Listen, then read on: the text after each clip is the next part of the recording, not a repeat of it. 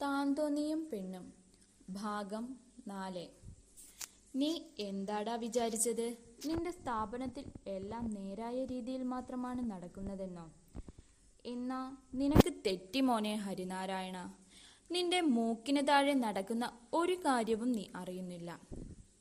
AC റൂമിൽ കറങ്ങുന്ന കസേരയിൽ MD ആയിട്ട് ചമഞ്ഞിരുന്നാൽ മാത്രം പോരാ, അവിടെ എന്ത് നടക്കുന്നു എന്നുകൂടി അന്വേഷിക്കണം. അതോ നീ ഒന്നും കണ്ടില്ലെന്ന് കരുതി കണ്ണടയ്ക്കുവാണോ? ദേവൻ ഒരു പുച്ഛത്തോടെ ചേട്ടനോട് പറഞ്ഞതും രോക്ഷത്തോടെ അവന്റെ ഷർട്ടിന്റെ കോളറിൽ കുത്തിപ്പിടിച്ചു ഹരി. കൈവിടടാ. തന്റെ കോളറിൽ കുത്തിപ്പിടിച്ച ഹരിയുടെ കൈ ദേഷ്യത്തോടെ തട്ടിമാറ്റി ദേവൻ. നിന്റെ കമ്പനിയിലെ സ്റ്റാഫായ രവി, അതായത് നിന്റെ വിശ്വസ്തൻ, ആ പരമചെറ്റയെ തല്ലിയതല്ലേ നിന്റെ പ്രശ്നം? ചെന്ന് ചോദിക്കടാ, അവൻ എന്താ അവിടെ കാണിച്ചു കൂട്ടുന്നതെന്ന്. വരുന്ന ലേഡി സ്റ്റാഫിനോടൊക്കെ മോശമായി പെരുമാറുന്നതും പോരാ, കമ്പനിയിൽ ജോലി കൊടുക്കാമെന്ന ഉറപ്പിന്മേൽ എത്ര പാവങ്ങളുടെ കയ്യിൽ നിന്നാണ് അവൻ പണം വാങ്ങിയത്? ഇതൊന്നും നീ അറിയുന്നില്ലേ? അതോ ആ പണത്തിന്റെ പങ്ക് പറ്റാൻ നീയും അവനൊപ്പം ഉണ്ടോ? ദേവൻ ഷർട്ടിന്റെ കോളർ നേരെയാക്കി ചേട്ടനോട് ഗൗരവത്തോടെ ചോദിച്ചു. ദേവാ, നീ എന്തൊക്കെയായി വിളിച്ചു പറയുന്നത്? ജോലി കൊടുക്കാമെന്ന പേരിൽ പൈസ വാങ്ങുന്നെന്നോ? അതിന്റെ പങ്ക് ഞാൻ പറ്റുന്നെന്നോ? അനാവശ്യം പറയരുത്. രവി അങ്ങനെ ഒരാളല്ല. നീ വെറുതെ അടിയുണ്ടാക്കല്ലേ ദേവാ.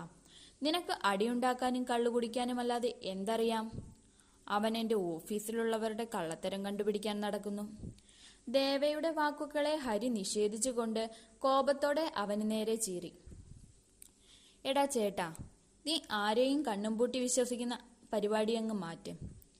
എന്നിട്ട് എല്ലാവരെയും ഒന്ന് ശ്രദ്ധിച്ചു നോക്ക്. അപ്പോൾ അറിയാം നിന്റെ നല്ലവനായ വിശ്വസ്തനെ. എല്ലാം കയ്യിന്ന് പോകുമ്പോൾ അന്നേരം ഇരുന്ന് വിയർത്തിട്ട് കാര്യമില്ല. ശ്രദ്ധിക്ക് കേട്ടോ.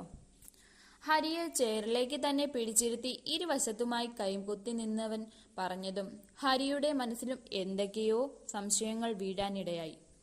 അതിന്റെ ഫലമായി അവൻ തിരികെ മറുപടിയൊന്നും തന്നെ കൊടുത്തിരുന്നില്ല. നിത്യേട്ടത്തി, ഭർത്താവ് അവസാനം ജയിലിൽ കയറണ്ട എന്നുണ്ടെങ്കിൽ ഒന്ന് ശ്രദ്ധിച്ചേക്കാൻ പറയുകേട്ടോ. ചെറുതായി വീർത്തുന്തിയ വയറുമായി ഹരിയുടെ അടുത്ത് നിൽക്കുന്നവളോടായി പറഞ്ഞുകൊണ്ട് ദേവൻ അടുക്കളയിലേക്ക് കയറി. നിത്യ ഭർത്താവിനെ ഒന്ന് നോക്കി. എന്തോ ചിന്തിച്ചു കൂട്ടുന്നുണ്ട്. ദേവൻ പറഞ്ഞ കാര്യത്തെപ്പറ്റിയാകും. കുറച്ചു കഴിഞ്ഞതും ഹരി കഴിക്കുന്നത് നിർത്തി അവിടുന്ന് പോയിരുന്നു. ഹരിയും ദേവനും തമ്മിൽ 6 വയസ്സ് വ്യത്യാസമുണ്ട്. ചെറുപ്പം മുതൽ ദേവനും ഹരിയും ആകാശവും ഭൂമിയും പോലെയാണ്. ഹരി പറയുന്നത് അംഗീകരിക്കാൻ ദേവനോ ദേവൻ പറയുന്നത് അംഗീകരിക്കാൻ ഹരിയോ തയ്യാറാകില്ല. 2 പേർക്കും ഞാൻ പിടിച്ച മുയലിന് 2 കൊമ്പ് എന്ന ഭാവമാണ്. ദേവൻ അവിടെ നിന്ന് പോയതും എല്ലാവരും അവൻ പറഞ്ഞ കാര്യത്തിൽ ചർച്ച തുടങ്ങി. ദേവന്റെ പിന്നാലെ പാറു അടുക്കളയിലേക്ക് ചെന്നു. അവിടെ ഒരു ഭാഗത്തായി ഇട്ടിട്ടുള്ള തടിബെഞ്ചിൽ ഇരിക്കുകയാണവൻ. പാറു ഒന്നും മിണ്ടാതെ ഒരു പാത്രത്തിൽ ദോശയും സാമ്പാറും കൂടി എടുത്ത് അവന്റെ മുന്നിലേക്ക് കൊണ്ടുവച്ചു. നീ എന്തിനാ അന്ന് ഹോസ്പിറ്റലിൽ വന്നത്? കഴിക്കുന്നതിനിടയിൽ ദേവൻ പാത്രങ്ങൾ കഴുകുന്നവളോടായി ചോദിച്ചതും അവളൊന്ന് ഞെട്ടി. ഗൗരവത്തോടെ ഉള്ള ശബ്ദം. അവൾ ദേവനെ നോക്കി. കഴിക്കുന്നതിലാണ് ശ്രദ്ധ. അത് ഞാൻ എന്റെ കാലൊന്നു മുറിഞ്ഞു. അത് ഡ്രസ്സ് ചെയ്യാൻ വന്നതാ. അവനോടായി മറുപടിയും കൊടുത്തവൾ ഒരു ദോശ കൂടി പ്ലേറ്റിലേക്ക് ഇട്ടുകൊടുത്തു. എന്ത് ചെയ്ത് മുറിഞ്ഞു? അടുത്ത ചോദ്യം. അവൻ പാറുവിനെ നോക്കി. ആ കണ്ണുകളിൽ കാണുന്ന സംശയഭാവം. അവളൊന്ന് ഉമിനീരിറക്കി. ഞാൻ ബാത്റൂമിലൊന്ന് തെന്നി വീണതാ. കാലിൽ ചെറിയ നീര് വന്നിട്ട് വേദനയായി നടക്കാൻ പറ്റാതെ ആയപ്പോ പോയതാണ്.